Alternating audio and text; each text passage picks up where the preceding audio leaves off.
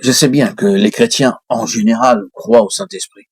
La majorité des chrétiens évangéliques croient en la personne du Saint-Esprit. C'est une part de notre foi chrétienne que de croire au Saint-Esprit comme à une personne, d'avoir une connaissance de la doctrine du Saint-Esprit, de son œuvre et de sa puissance. Cependant, il y a parmi les chrétiens un manque de compréhension lamentable quant à ce que signifie avoir le Saint-Esprit, demeurant réellement en nous. Ce manque se révèle et se manifeste par le fait qu'ils peuvent agir et parler parfois de façon très contraire au Saint-Esprit sans être en apparence repris par lui. Il est vraiment surprenant de voir combien de chrétiens peuvent parler d'une manière que le Saint-Esprit ne peut certainement pas approuver. Il semblerait qu'ils soient parfaitement inconscients du fait que le Saint-Esprit ne soit pas d'accord avec eux. Beaucoup de chrétiens peuvent croire des mensonges à l'adresse des autres et les répéter, sans jamais éprouver le reproche du Saint-Esprit. Il y a là quelque chose de mal en ce qui concerne l'expression pratique du Saint-Esprit demeurant en nous, car il est l'Esprit de vérité. Or, la vraie vie chrétienne signifie que là où le Saint-Esprit est en désaccord avec quelque chose que nous disons ou faisons, ou bien de la manière dont nous le disons ou le faisons, nous en serons conscients. Nous devrions sentir aussitôt le Saint-Esprit nous dire en fait, je ne suis pas d'accord avec toi. Ceci est mal, ceci n'est pas bien, ceci n'est pas vrai, ceci n'est pas aimable, ceci n'est pas bon, ceci n'est pas obligeant. Il est nécessaire que la réalité de la présence intérieure du Saint-Esprit en nous soit exprimée dans toute notre attitude. Le fait de ne pas reconnaître, de ne pas sentir, de ne pas discerner ne veut pas dire que l'Esprit ne soit pas en nous. Cela signifie simplement, lorsqu'il en est ainsi, que nous ne marchons pas dans l'Esprit.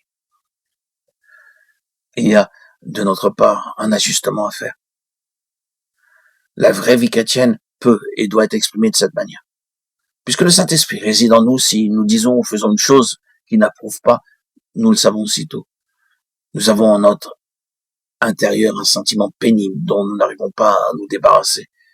Et nous devons reconnaître, évidemment, j'ai eu tort en ce que j'ai dit ou fait. Seigneur, pardonne-moi, efface-le. Si cela fait du tort à quelqu'un, eh bien, essayons de le réparer. C'est cela, une vie dans l'esprit. C'est très pratique. C'est ce qui se produit lorsque nous devenons chrétiens.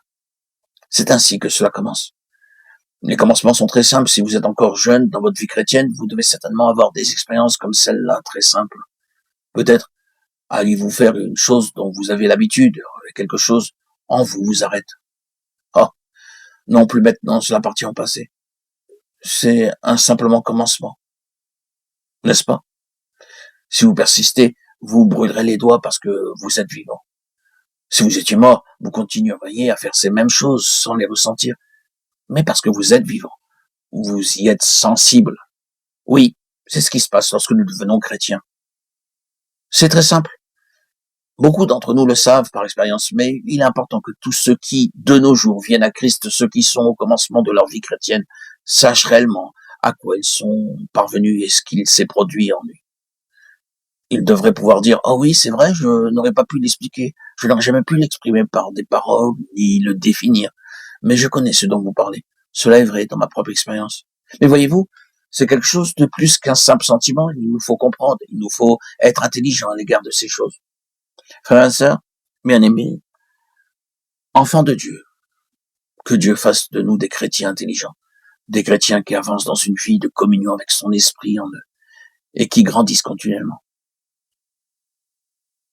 Auditeurs, auditrices, que Dieu préserve tout jeune chrétien qui lira les Écritures, d'être encore dans 5, 10 ou 20 ans exactement ce qu'il est maintenant. Cela n'est pas nécessaire puisque bien évidemment Dieu en soit loué. Être né de nouveau n'est pas la fin des choses. Ce n'est que le commencement.